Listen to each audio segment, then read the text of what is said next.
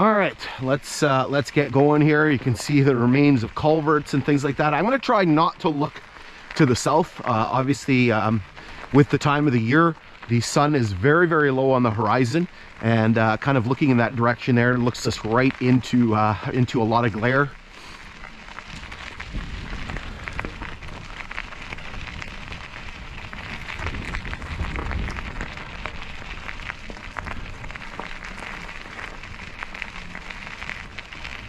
So again, as I was saying before, the grade here is very, very well traveled. You can see that the ballast has been pretty much pounded flat. So here we have one of two sections of rail that we're actually going to see on this exploration. So you can see it lying right here. It's at such an angle that it's very difficult for me to kind of get in there and try to identify it. The next one that we'll see, we'll be able to have a look at. But again, not very often will you see the rails just kind of lying there. Here and there you'll see the odd piece. Most of it was basically salvaged.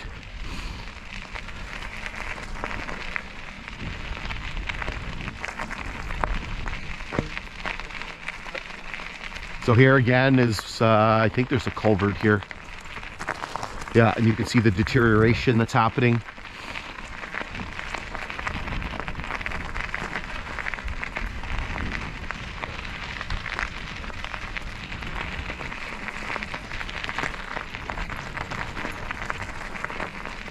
I think there's a couple in a row here. There's a bunch of culverts right in a row. So there's one here, markers not legible. All of these culverts right here, are the markers are all completely illegible.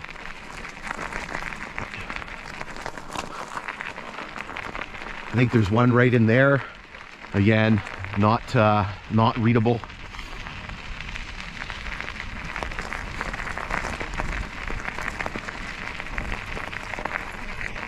So this one is kind of very interesting. The marker is not legible. Again, oh, this is not the right one. So there's one in there, not legible. All right, so like I said, there's just a whole bunch here in a row. Yeah, just a gorgeous, gorgeous day. Again, I wish there was a little bit of cloud just to break up the shadows. I think this is the one, yeah. So this one is kind of interesting. We're gonna drop down and take a look at this one. The marker's not legible, but what's kind of neat is they've replaced the culvert. They've put a metal culvert in, but there's still a piece of the concrete culvert that's still there. If we go over here, I think you can actually see the yeah, you can see the part of the metal culvert sticking out over there. So we'll drop down and have a look. Okay, so we made our way down here on the north side of the grade. Kind of a very interesting situation here. So what it appears is that they replaced a concrete culvert here. You can see the opening in there. It's not particularly well defined. I kind of stuck my foot in there and I could kind of feel the ridges of a metal culvert. So what it looks like is they put a new culvert in here, but they left right here, right before the opening, they left what remains of the concrete culvert that was in here. So the segmented concrete culvert, it's about a 3-foot diameter culvert. You can see it's all plugged up with sediment and stuff. Again, you can see the age, all the moss, all the deterioration that's sort of happening to it. So again, kind of neat to see this and kind of see sort of the really interesting maintenance work that they did on this. Okay, and then over here, like I said, there's a whole bunch of culverts in a row. There's another culvert right here.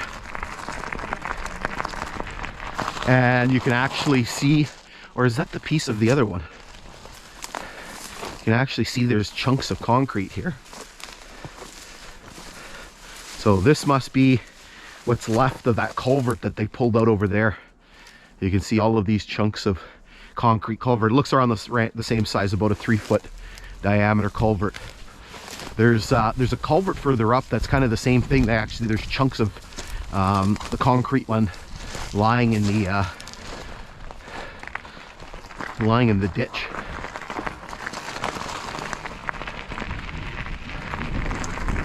You can see the time of the year, even the The tamaracks have lost all their needles.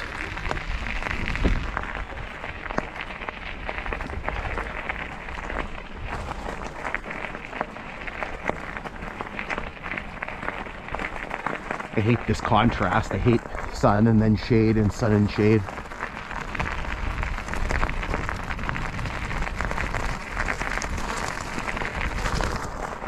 This is the one, I think. I think so. Here you can see again, you can see some deterioration of the grade. There certainly is a culvert down here. Maybe that's not the one with the concrete in it. Yeah, it is. There's the concrete's down there. We went and had a look, and there's chunks of the concrete culvert in the creek.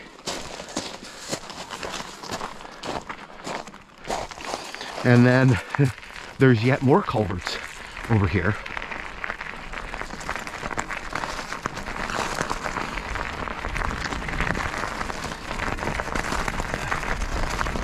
So we have a couple culverts just right up here.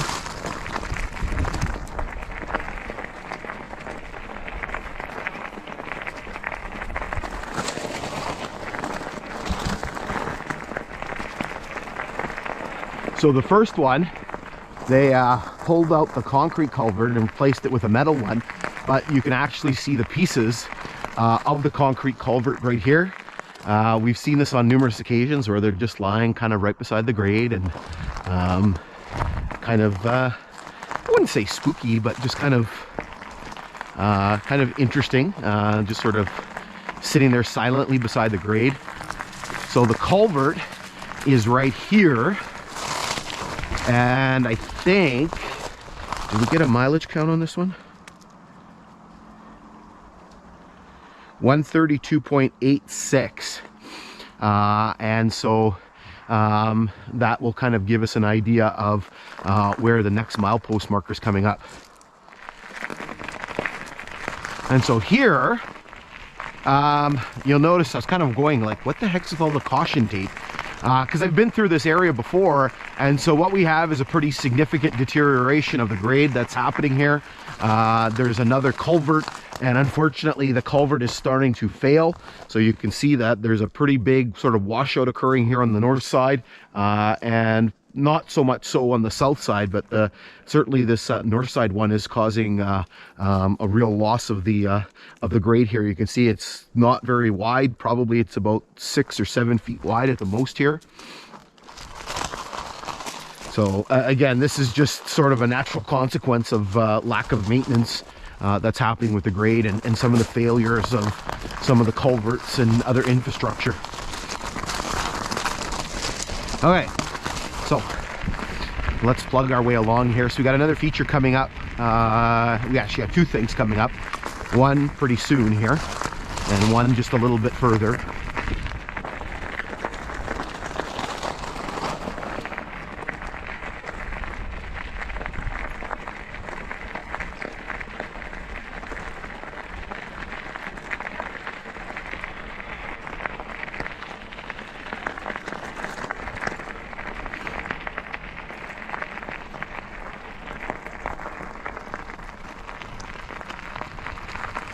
Oh, Luna, come here. Come here. Okay, so we're going to hold up here because we have another point of interest to take a look at. All right, so just a little chance discovery here when we went down to take a look at the culvert. So we have a rail that's here. It's a Dominion rail.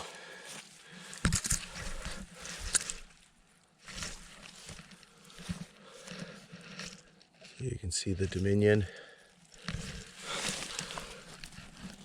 100-pound, and then over here is underneath this carpet. We have the date on here, so I don't know if you can make that out. 1953. So again, hodgepodge of different manufacturers and different dates on the rails. Again, no idea when this was put in place, because probably there was large stockpiles of these rails lying around. So appears to have been here for a while. So anyway, let's continue our journey. Okay, back in the saddle here.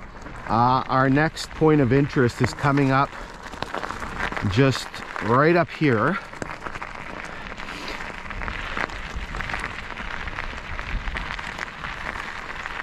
And so somewhere in this neighborhood as well is supposed to have been a milepost marker. Supposed to be milepost 133. Just looking what that is down there. People have a habit of just dumping their garbage all over the place. Oh, hey, hey, hey, hey. What's this? Oh. More garbage. I got a little excited there for a second. I thought it was part of a milepost marker because you don't really see any of those around here. I just saw metal and assumed that was the marker, but just garbage.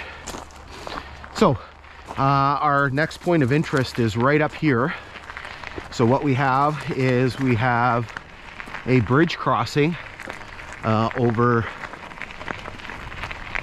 the Big Trout Creek, also known as the North Trout Creek.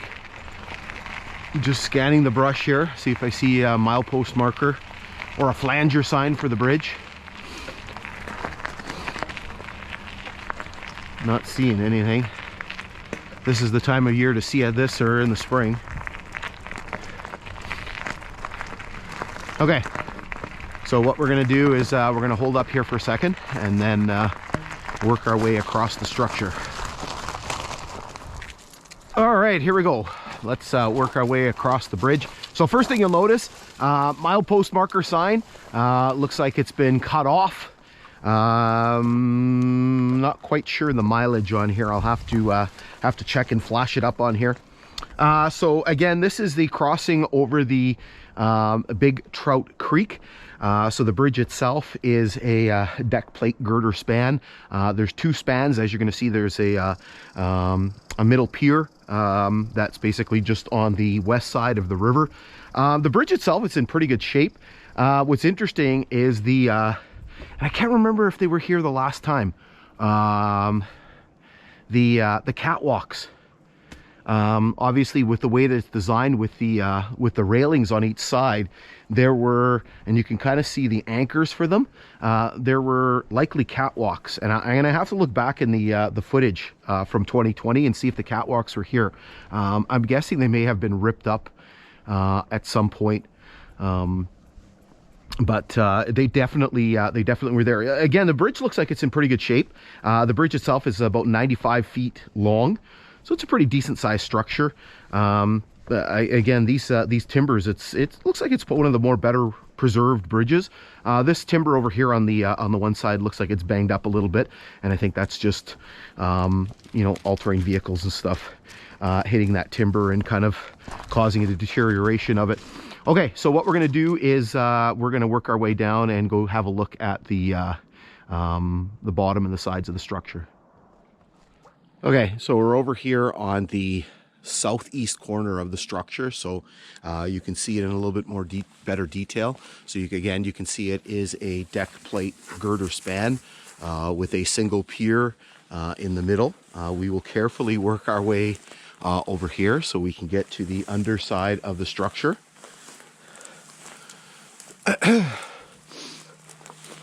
So you can see that there is concrete abutments on either side, and then concrete on the center span. Bunch of things you can see here. So first of all, we can see the date stamp, so 1963. We can see some of the piles from the previous structure right here.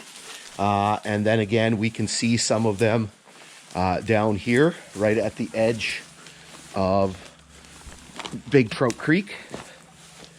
So you can see some here, and you can see some here, and then you can see some over there in the water. You can see the center pier with the iron beams, I-beams supporting them.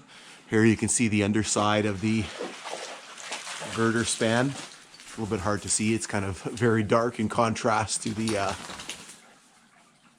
bright sky.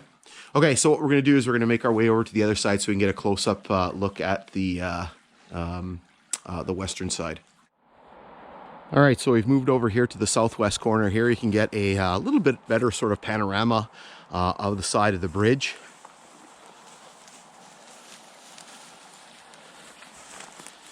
And we'll move in for a little bit of a closer look. Try to be careful here because you can't see much in this very tall grass that's here.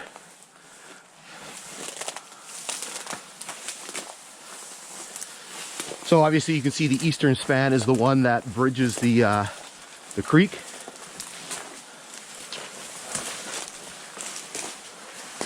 Make our way underneath here. Obviously this is part of the floodplain here. You can see it's all sort of clay. So here you can see this middle span of the structure. You can see the very heavy metal I-beams that have been pounded in to support the concrete block here that's underpinning the junction between the two spans here. You can actually still see the metal rods from the forms. And here, if we carefully work our way over here without falling into the creek. So here you can see, looking across to the eastern side, there's the date stamp again above us, the 1963. And again, you can see a little bit better. I do apologize, there is some glare here. You can see some of the piles from previous structure. Okay, so let's hop back up on the grade and continue our journey toward Robford.